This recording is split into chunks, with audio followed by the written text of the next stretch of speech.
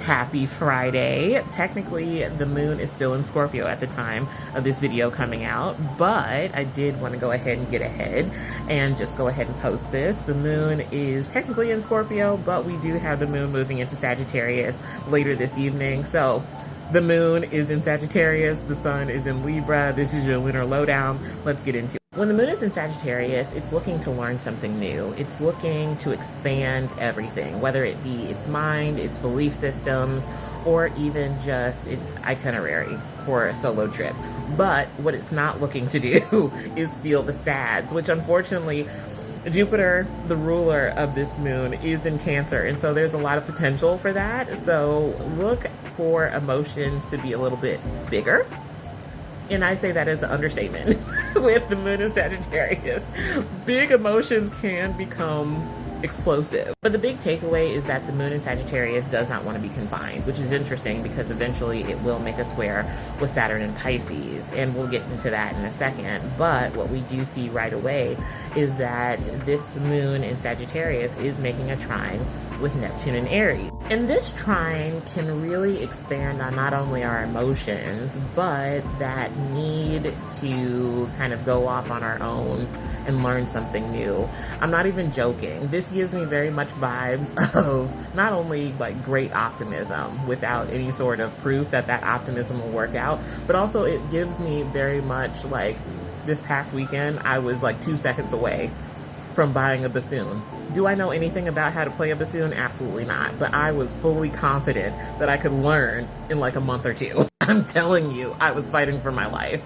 I was convinced that enough time with YouTube University and a bassoon, I was going to be Beethoven in this bitch. What this trine can also do, though, on a more serious note, is that it can, unfortunately, lead to the vibes of like my feelings are the only ones that matter in some people, and it's not malicious because with Neptune just doesn't have any boundaries, and neither does moon in Sagittarius, and so it can be very much like my feelings matter, and if I trample on your boundaries and your feelings, I wasn't even really thinking about all that, and so why are you taking this so seriously kind of vibes. It's giving very much am I a joke to you kind of energy when it comes to like relating with other people. You might find that other people are just kind of in their own head, in their own world, and if they step on you, it probably isn't malicious. They're just oblivious. This is only emphasized more by the fact that this moon is making a sextile to Pluto in Aquarius. And so it's very much like people aren't stepping on your toes on purpose. And so try. I know it's hard with Jupiter and Cancer ruling this, but try not to take anything personally.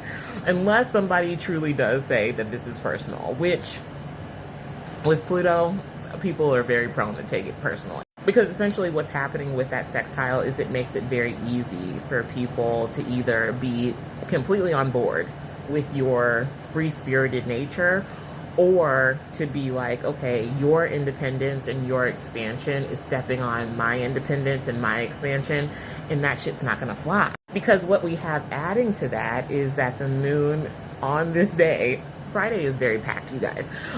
On this day, we also have the moon making an opposition to Uranus in Gemini. And so there's a lot of back and forth going on. There is a lot of talk. I don't know if I want to just plan to turn off my phone on this day, because this gives very much lots of talk, lots of text message, like lots of text messages and emails coming through, lots of messages coming through, lots of changes of minds, lots of changes of plans, just a lot.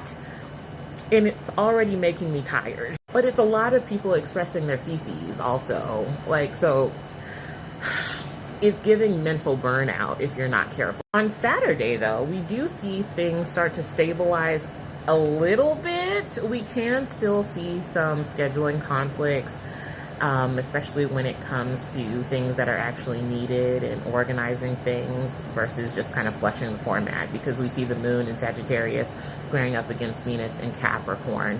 And so it can have some people feeling like you're just kind of blowing them off, or like you forgot certain engagements, those kinds of things. But what we also see is that you're feeling very social or that you're meeting up with a lot of people. You're traveling to see others.